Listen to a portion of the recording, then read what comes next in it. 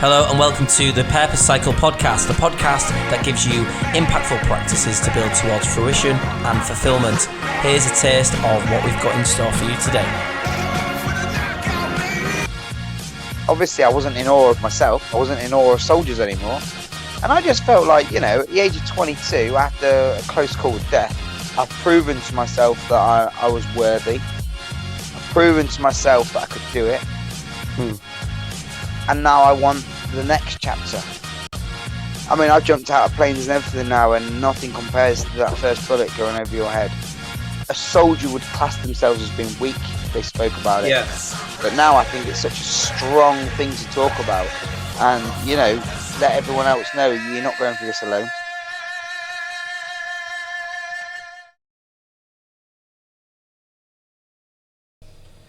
Hello and welcome to the latest episode of the Purpose Cycle podcast.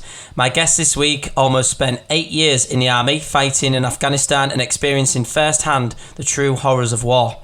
Upon leaving the army, he met somebody that made such an instant impression that he ditched everything to go travelling in 2013, spending 4 months with someone who would later know to become his wife. He's a true example that life can be sculpted after war, from moving in with his future wife's parents to owning multiple properties and becoming a father of 2. He believes in building himself a life by working hard, bettering himself every day, and passing on his values to his 2 young sons. Ladies and gentlemen, my guest this week, Shaun Docherty. Hi Shaun, how are you going? I'm very well, John. Thanks for having me on. No problem at all. Would you just like to just tell the listeners a little bit about yourself, to introduce yourself? Yeah, to be honest, John, I think you've just done that for me. Yeah, pretty much what you said, really. I'm an ex-soldier, 2 tours of Afghanistan,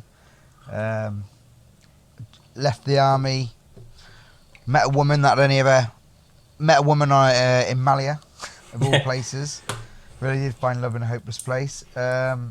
Spoke to her for one night, pretty much. Then I was travelling back home the next day. So after that one night, I didn't speak to her again for another 4 years. My older relationship went south. So I decided I was going to just up and go travelling to Thailand, as you do. And I basically wrote on my Facebook that I was selling everything I had in my flat. And Amy popped up and basically told me she was coming with me. 2 weeks later, I was at mum and dad's house telling them I was going to look after her while I was out there.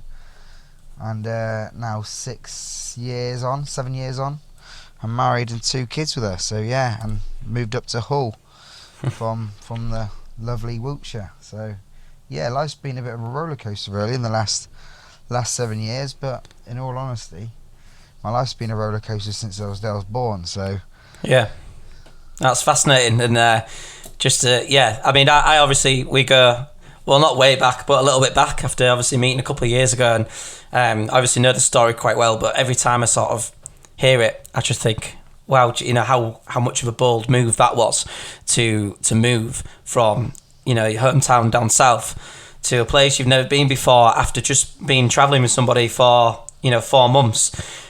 You mentioned the relationship there, but was there anything else that really made you ditch everything that was there to move up? Or? Yeah, not wanting to get too deep, but I mean, I wasn't, if I'm completely honest, I wasn't completely over my ex-girlfriend. Yeah. It all ended up a bit rubbish. I think it was my way of just escaping, my way of just saying, I can do better, I can do better for myself. Because I think when anyone goes in a bad I think when anyone breaks up from a relationship they was with for a long time. I mean, I was with my ex for 7 years, so it was a fairly long time. I feel like I needed to prove something to myself that I was worthy. It's weird, isn't it? I mean, that's what breakups do to you. They make you reanalyze everything. Yeah. And it was my way of just escaping and trying to forget everything. It was that's pretty much why I wanted to go travelling. And also, the people think when you join the army that you get to see the world. You do get to see the world, but you get to see compounds of the world. You don't get to actually go go around and enjoy the areas. You go to, for example, I went to Belize. Belize, what a fabulous country. Yeah, it is bloody fabulous if you're not in the middle of the bloody jungle for 6 weeks. Yeah. Do you know what I mean? Yeah. So as much as I've been there, and I've been to Germany, I've been to Afghanistan, and I've been to all these other places, you only really got to see the inside of a compound. You didn't get to see the real place. And I think that was a bit why I wanted to go travelling. That and, let's be honest, I mean, I joined the army at 16. I left at 22. If you think about it, that was when it's from 16 to 22. That's really when you're starting to have fun, isn't it? Like you're starting to make your own mistakes and do things. But obviously, I had to grow up very fast, very, very fast. You know, I mean, I was in Afghanistan by the age of 8. On my 18th birthday, I flew to Afghanistan. Wow. So, and I was in a man's world. You know, I was in a world where you can't grow into be a man. You've got to be a man, because that's the world you're with. You're with like 40-year-old blokes. Yeah. At 16, you ain't got the choice to make many fuck-ups, if that makes sense. Let's take that right back then. So, what I've gathered already is that you're very sort of immediate with let's begin a new cycle. I've told you a little bit, haven't I, about the concept of the purpose cycle and what I look at and how you begin a journey to the end, and then that in turn sets a new journey and so on. It's an endless sort of level up progression. What initially then made you that aspiration of being in the army, wanting to join the army? You said about seeing the world. Is that something that appealed to you, or was there maybe something else with the rank that came with the progression of the army? In all honesty, John, I mean, I remember I was in trouble at school. School's for some people, and it's not for others, right? School wasn't really for me, but I remember I was getting in quite a little trouble at school, and the teacher, my head of year, Mrs. Keeley, her name was, she took me in the office. She said, "Tell me one reason why I shouldn't expel you." And I don't know why I said this. It was probably the best decision I ever said, the best thing I ever said, really, because it's panned my life out the way it is. But I said, because if you expel me, I can't join the army. They don't allow people to join the army that get expelled. It just comes to my head. It was a complete lie. And she said, "Really?" And she looked really, like, shocked. Next thing I know, the week later, she drove me in her car, right, 20 miles to the careers office. Wow. And at that stage, it was too late to turn back and be like, "Well, I was just making that up." And that is pretty much how I ended up going in the army. Yeah. But if you want to go deeper and deeper, I mean, how do I explain it?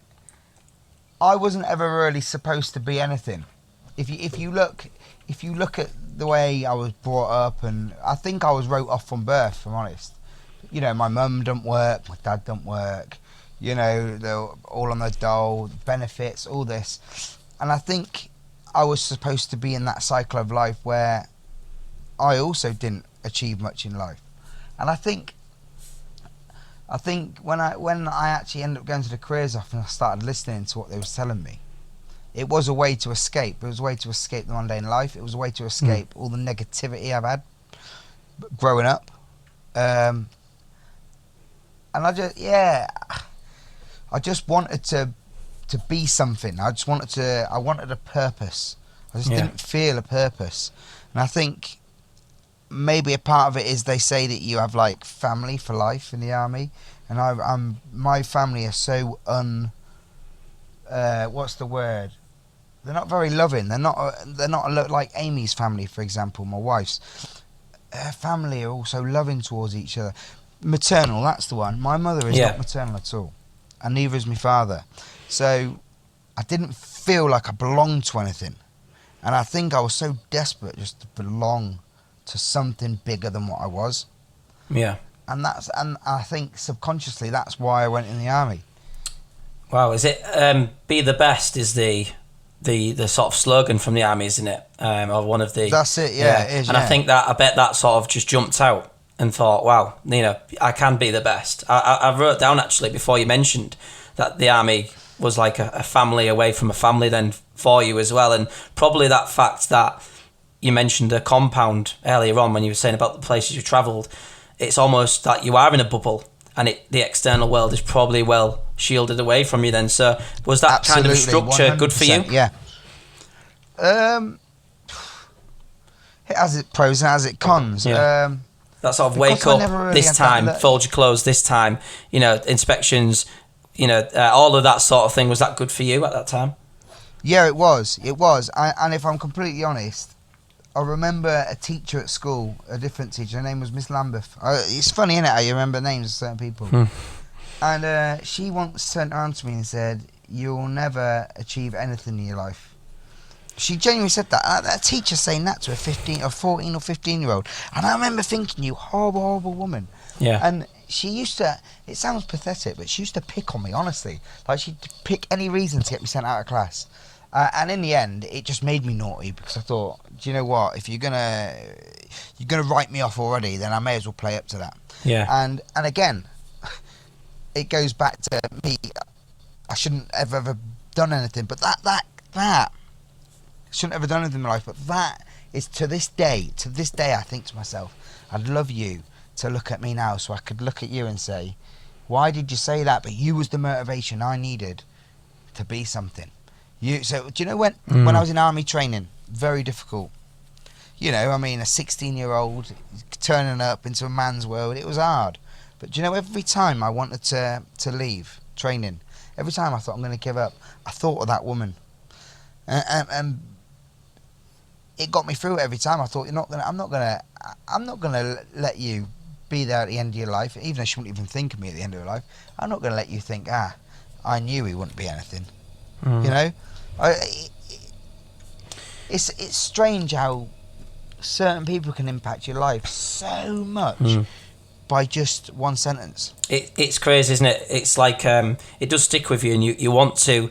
I've actually just written about this literally last night, and writing about to be motivated in a sense of spite for a person that you almost feel like they're, it's you versus them, and I have to prove them wrong. But these sort of self-fulfilling prophecies are a lot of stories that you do hear with successful people, whether you've built a successful life for yourself, you could be a business owner, anything like that. A lot of people say about the education system, and I mean, to be fair, I've had a story similar myself where we was on a sixth form open evening. I was in year 11 thinking, I'm not really sure what to do, I'll just carry on my studies, and the teacher turning around, the actual head of sixth form, turning to my mum and dad saying, I wouldn't really bother, it's not like he's ever going to go to university, because of my intelligence at that time. And everyone develops at different times, and the education system isn't really built for that. It's now, you have to take your exams at the end, and you're asking, there's a really good picture actually about the education system. It's like an illustration. There's a fish, a monkey, a snake, all of these different animals, an elephant, and it says, right, we're going to do one test because it's fair. I want you all to climb that tree. Well, what about if you're a fish? What about, it just doesn't, one size doesn't fit all. So that's probably where then, moving on to that new family, that new structure, that really appealed to you. And, I'm suppose that you could shine in many different areas in the army. Was there ever an end goal then with your aspirations of joining the army? Where did you want to go? Or was it just that, I belong here, and a sort of sense of content being in there? It's a difficult question to answer, because when I first joined, I thought, I'm going to be a lifer here. I'm going to be here 22 years. And then as time went on, I was loving it. I was getting fairly respected. I was the youngest British soldier to arrive in Afghanistan. Wow. I've done 2 tours. I was in a 3-man team called Amber 61, which we was training the Afghan National Army. So I was I was known, not like, oh my God, this guy's amazing, but I was known as a fairly good soldier. Someone that can handle his own when he needs to, and in the army, a lot of stuff's about reputation. Yeah. Yeah. So you will get a reputation of being either, for whatever reason, But that's what gets the banter going. It's hard to explain. That's what makes you even more of a family. Do you know what I mean? Yeah. And then I remember after the second tour of Afghanistan, the thing is, you don't think about death when you're out there, right? You don't think about death. You don't think about the consequences of what you're actually doing, because you haven't got time. You're too busy fighting the enemy. You're too busy looking after your mucker behind you, watching his back. You're too busy making sure you and your comrades are safe. But, it's not until you come back and you lay there and you think to yourself, when you come back from Afghan, you think, bloody hell, how close was I to death? Like, do you know what's scary, John? Yeah. Do you know what a really scary thought is? So when an RPG, which is a rocket-propelled grenade, goes off, are you there? Yeah. Yeah. My phone went weird. When someone's firing an RPG towards you, it makes like a whistling sound, right? Yeah. So the louder the whistling sound, the closer it is going to hit you. So it's like a, right? Yeah. And me and the other two lads, we wouldn't even wear our helmet or duck, because we knew whether that was going to land close to us just by the whistle. But how crazy is that to think? Yeah. How crazy is that to think that the RPGs was being fired towards us, aiming for us, and we just stood there like it was nothing. It becomes so normal. It becomes so normal. We Wow. was getting shot at every single. Our vehicle was absolutely obliterated with bullet holes. Always the vehicle in front of us always got blew up. I don't know why, but it always was the vehicle in front of us. But that becomes normal. In the end, you don't even think about it. It is what it is. It's a bit like when you do your podcast. Yeah. You put your earphones on and you crack on. That's normal to you. Where to other people that wouldn't be normal. It'd be quite scary. Yeah. And Wow. when you get back from Afghanistan, you start to contemplate what the meaning of life is. And you start to think, hang on a minute, what am I doing? What am I doing at war? What am I doing? It's going off subject slightly, right? I believe if you go to war, you've got to believe in that war. That's what I believe now. I didn't believe in that at the time. I just thought, I'm getting paid, looking after me muckers at the back of me, and I'm doing something different. Wow. But I think the longer you do in the army, the more, or let's say, the more tours you do. Tours meaning war. Tour means a stint of war. So I'm gonna ask you something now, John. I'm gonna make first of all, I'm gonna ask you something that I think I'm gonna set a scenario. I think you're gonna be quite shocked by the way my head thinks after 2 tours to Afghanistan. So pretend we're both the same age. We're both 20 years old, right? You're from Afghanistan. You've never had any education, and you've never watched the TV, so you don't know what goes on the anywhere else in the world. To you, Afghanistan is your world. That's all you know. There might not be anything else, all you know. Because you haven't had any education, all you know is what you are told from your father, your grandfather, because that's how it works in Afghanistan. Like, the elders are the most respected people in the village. So whatever they say, and it obviously goes down in generations then, so it just keeps passing down. So the scenario is this. So you've never had any education, you're 20 years old, all right? But you have been told that any foreigners that come to your land are there to do bad things to you and your family. They're there to rape your mum, your sister. We're there to kill you. We're there just basically to do horrible things. So your father and your grandfather tell you, here is an AK-47, here is an RPG. We must fight these foreigners coming to our land. They want to burn our poppy fields. They want to do all these nasty things. But most of all, they want to hurt you. So here is your weapons. Make sure you fight them. Now, me, same age, 20 years old. I do have TV, and I do understand about the bigger world, and I do understand a little bit about politics, and I do understand why I'm there, or do I? What I do know at the time is I'm there because I'm getting paid. I'm there because I'm being told to by the British Army. They are my employers. And I am there because I want to hopefully have my friends, my muckers' backs. So who's in the right and who's in the wrong? Is it you who are fighting for something you genuinely believe is true? You don't know any different. You are fighting because you do not want anything to happen to your family or to you. Or am I in the wrong? Because I'm there for money. I'm there because I'm being told to be there.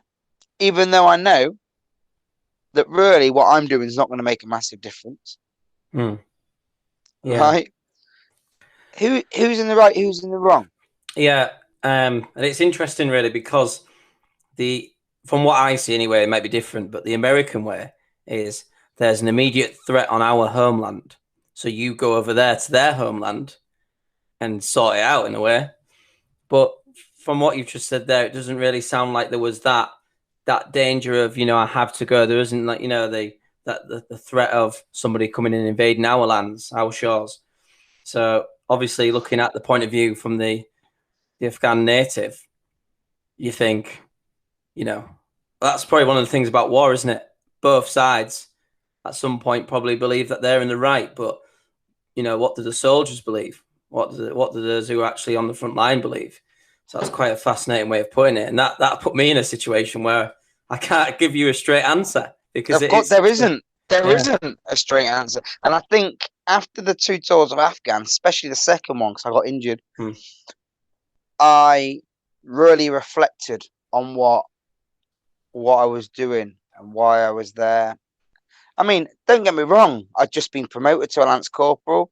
I was doing well. I was doing probably the best I could do it at the age I was and for who I was. So I was doing well. But it comes a point in life where you start questioning things, and I think that's what's so great about the human mind. I think that's what, not just the human mind, about any mind. Animals are the same. Curiosity. Yeah. Wondering about, wanting to know the real answers to why, what, when. Because that's what we do. We naturally all want to do that. We all want answers to the questions, don't we? Yeah. And that really nicely, Shaun, links to the next stage of the purpose cycle, which I call realization. And I've categorized it into 4 types. The first 4 was realization of self. So really, you're looking at yourself like you were, thinking, what do I believe in? What are my thoughts? What is there out there? What that might be a different route for me. There was a realization of a task-oriented realization, but to me, that seemed like you were able to perform that task. You were able to do your job really well. So there wasn't a sense of that. There was a realization of others. So the people around you, there's the people the best for you. And it doesn't really sound like that as well, because, the troop around you were, your pals and you all were working together. But then what came to mind there was the realization of the situation you were in. And you were looking at the environment and thinking, maybe this isn't my purpose cycle. Maybe there is something different out there.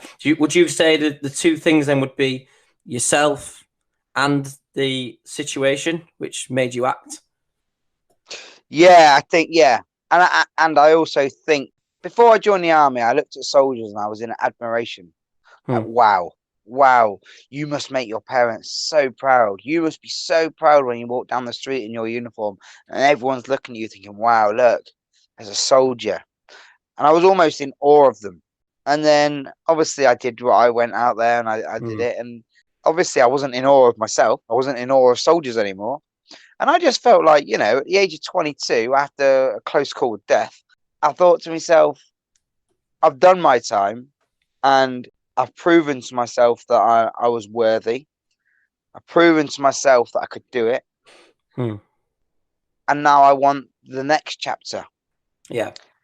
That's so the realization was, yeah, I cannot have the next chapter whilst I was in the army. What I've got on my sort of podcast logo and the front cover of the book is two arrows going between the first two stages, because quite often when you have that realization, you kick back to the aspirational phase of what do I want to do now? So kicking back to that, then you've left the army. You say you obviously sustained an injury as well. Was that affecting you after leaving, and did it make any influence of the decision to go traveling? Like, look, life's too short, I need to go. No, well, not necessarily life's too short. Yeah, I did. I got injured. I lost half my hearing, so I've only got 50% hearing now. That was an RPG, but we won't go too much into that. But Yeah. when I left, I had all these big plans. I was going to start my own businesses. I was going to do this. It was stupid. It wasn't stupid having ambition and having ideas, but it was ideas that wasn't really going to work. So you think you set yourself all these plans and you start manifesting it in your head, but then it don't work. It didn't come. It didn't come. It didn't happen because, unfortunately, without realizing it, I had PTSD, which is post-traumatic stress disorder. Yeah. And I've still got it to this day. But I was in a real bad place, and I'll touch on that briefly. So I was training the Afghan National Army, because the best thing to do now actually is talk about things like that. Yeah. And I feel like it's important to get the word of PTSD out there now, because for so long you was known as being weak, or a soldier would class themselves as being weak if they spoke about it. Yeah. But now I think it's such a strong thing to talk about, and let everyone else know you're not going through this alone. Yeah. So I was out in Afghan. I was training at Afghan National Army, like I spoke to you about. And 2 weeks after I got back to England, the Afghan army we was training then shot a load of the British troops when they were sleeping. They turned on them, and obviously I've been working with not the British troops, these Afghan troops. I've been working with them for quite a while, and it really makes you think. Then, like, Jesus Christ, man, like, and then and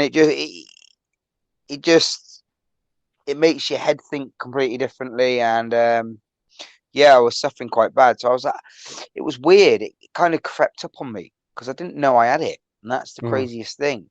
I remember waking up in the middle of the night and I'd have all these sweats, and I'd have these nightmares, and they just wouldn't go away. They felt so real. But I was kind of enjoying the nightmares. Weird. Like, it was horrible. It's the same reoccurring nightmare of something that actually happened. But it was weird because when I was dreaming, when I was having these nightmares, I felt alive. Like war had done something to me. It made me feel like when I got back to England, I just thought, what is the purpose now? Like, when I was in Afghan, I just wanted to be back home. But then when I was home, I just wanted to be back in Afghan. Is that something to do with your sort of fight or flight reaction in your body? Was it the rush of the that rush? Adrenaline? It was the rush, because I mean, I've jumped out of planes and everything now, and nothing compares to that first bullet going over your head. That ching, like, or you're going down into the Badlands, and normally this is where we get shot at, or normally this is where IEDs are. So you're literally like, I can't describe that adrenaline. The only best way I could describe it is if you was looking at your lottery numbers and you was one number off for winning 10 million quid or something. Like, your heart is literally pumping out of your skin. Yeah. You don't want it to stop. But yeah, going back to the subject, it crept up on me, and it was actually my ex-girlfriend that noticed I was losing my temper a lot, and these nightmares were getting worse and worse and worse, and I just couldn't stop sweating at night. I couldn't stop waking up, and I couldn't stop losing my temper, and people was annoying me. Like, I've still got it now. Like, I find it really hard to bite my tongue because the army is so direct. You can be so direct with people. and I ended up going somewhere called Tirett House in Surrey, which is it's a rehab centre. The army paid for it, to be fair to them, and it's where you go if you've got PTSD. And what happens there is it is what it is. It's a rehab centre for soldiers. So it gets all the soldiers together, and I look back now and I think it was such a weird time. Like, Mm. I didn't have the support of my ex at the same time. We was going through a break, so I didn't really have that support, and I think I felt really alone with it. But in all honesty, I've been alone all my life. I've never really depended on anyone because I've always been let down. So I was used to that. So then when I met Amy, that all changed, which Yeah. is excellent, you know. Uh, but yeah, I can't remember what the question was now, John. I'm going off subject, I think. No, neither can I. But I find that was really powerful. I think. I hope. Well, the aim of this podcast, this episode with yourself, was because I think I want people to, soldiers especially, to discover the episode and think, wow, right, there's someone who's been through it, who's prepared to talk about it. And then obviously as we get later on, talk about the life after war. This what the episode's Yes, called. And yes, that's the point of it, because there is. And I found, that really inspiring, that you was ready to just begin to sort of talk about it, because like you say, it's not commonplace, but I don't think as well there's many people who you could actually speak to who would understand. You could talk to me, you could talk to Amy, but at the end of the day, if unless you've lived it, I'm sure you might think, well, these guys, I'm telling them, but they just don't get it. They just do not get it. yeah, yeah. But at the same time, I'm glad you don't get it. Mm. I'm glad you don't get it. I'm glad Amy doesn't get it. I'm glad. I'm glad because why am I glad? I'm glad because I don't want you to have to experience that. I don't want you to Yeah. have to know what that feeling's like. I don't want you to know, I don't want you to have that burden on yourself. And plus, let's be honest, I joined the bloody army. I chose to join the infantry. I chose to do that. What did I expect? What, when you join the front line, you're not going to go there and drink tea, are you? Mm. So I chose to do that. The only Yeah. difference is I chose to join the army when the army wasn't really at war.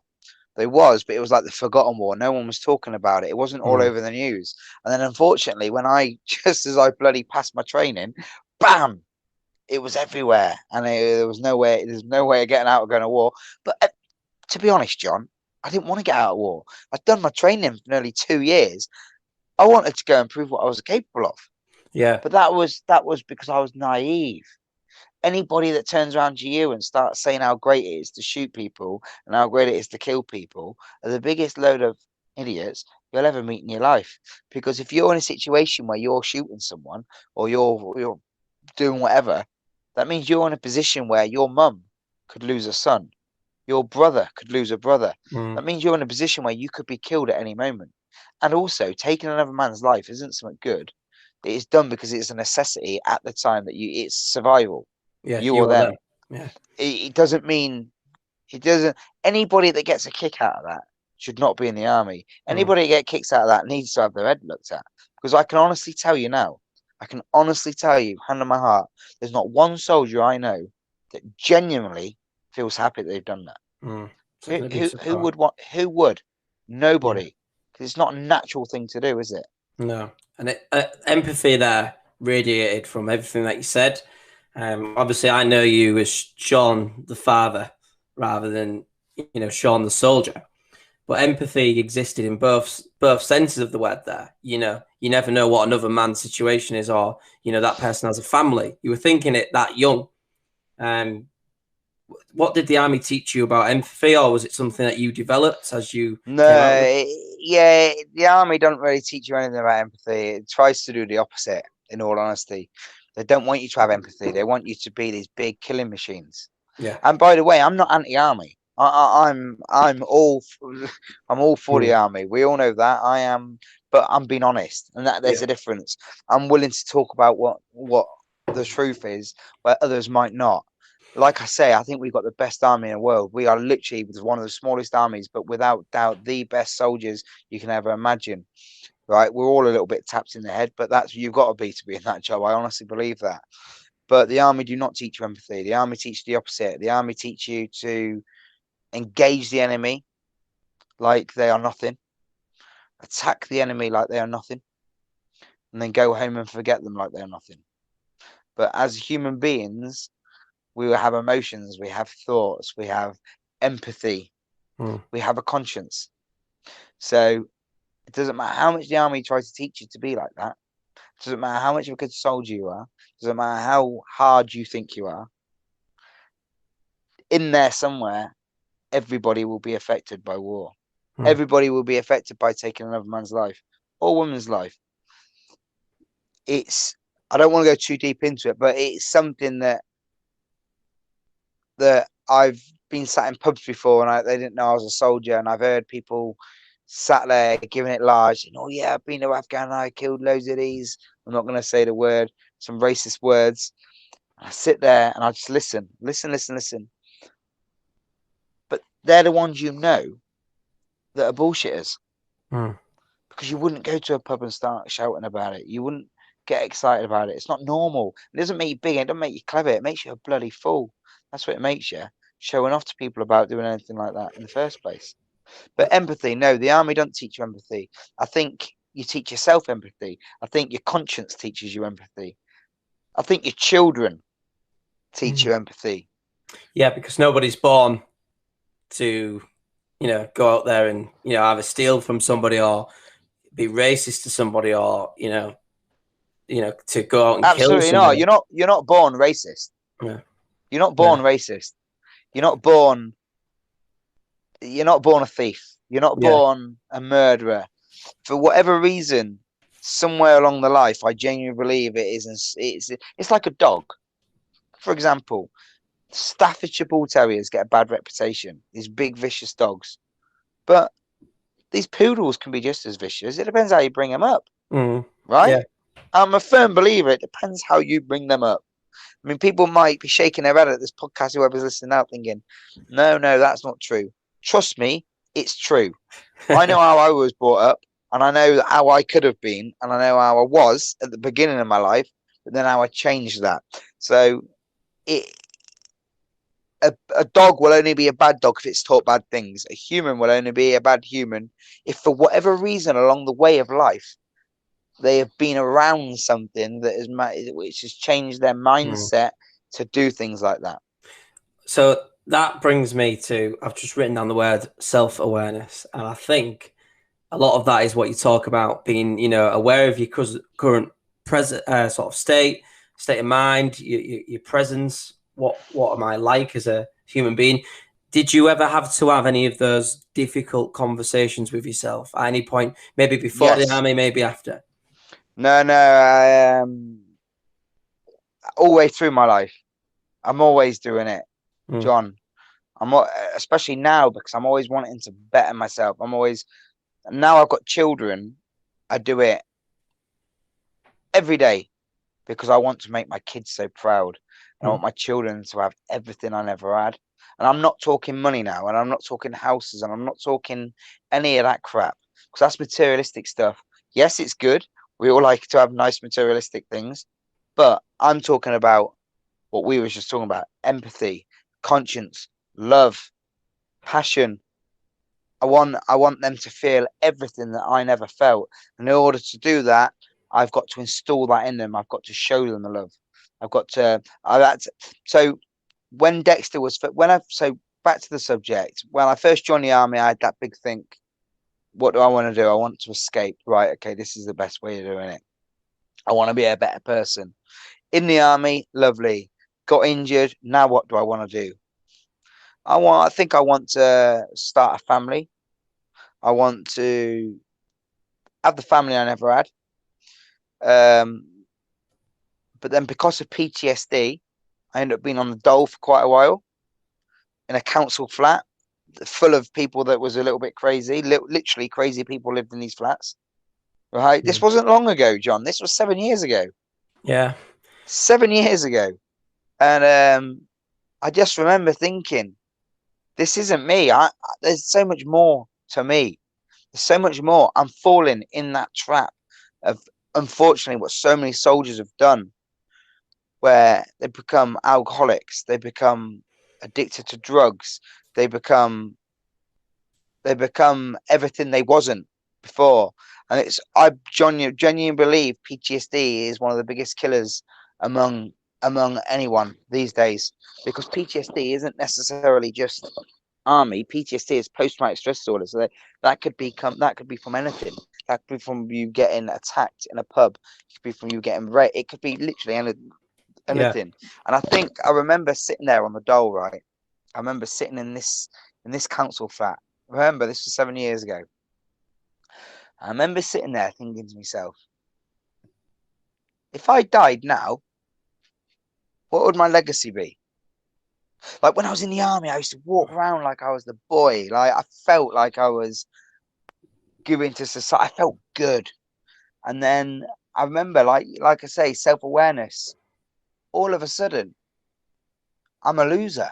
Like I've got nothing going for me. I've got no one. My ex hated me. I was a bit of a dick. I'd go out drinking all the time. I was a bit of a shitmate. I didn't have a loving family. I didn't have anything. So what's the point? May I add, not once did I want to kill myself. I will say that right now. But that's where I'm thinking. So if I don't want to kill myself and I want to live, what am I doing? Because this ain't living. This is just existing. This is existing and not actually living at all. I used to have a psychology. I used to have a doctor come and visit me every day at my flat to make sure I was all right. Like I say, I wasn't ever suicidal or anything, but I was losing my mind. I genuinely was losing my mind. And yeah, that was when I decided that I need to get out of here. I need to go and escape. I need to do something. And this sounds so cliche and it sounds so pathetic, but I need to go and find myself. Who am I? What do I want? Well, so far, what a fascinating story there by Shaun, just talking about how coming out of the army was so difficult for him, and I cannot wait for you to hear part 2. Please check out part 2 over on the next episode. Thanks for listening. Watch me not stop though.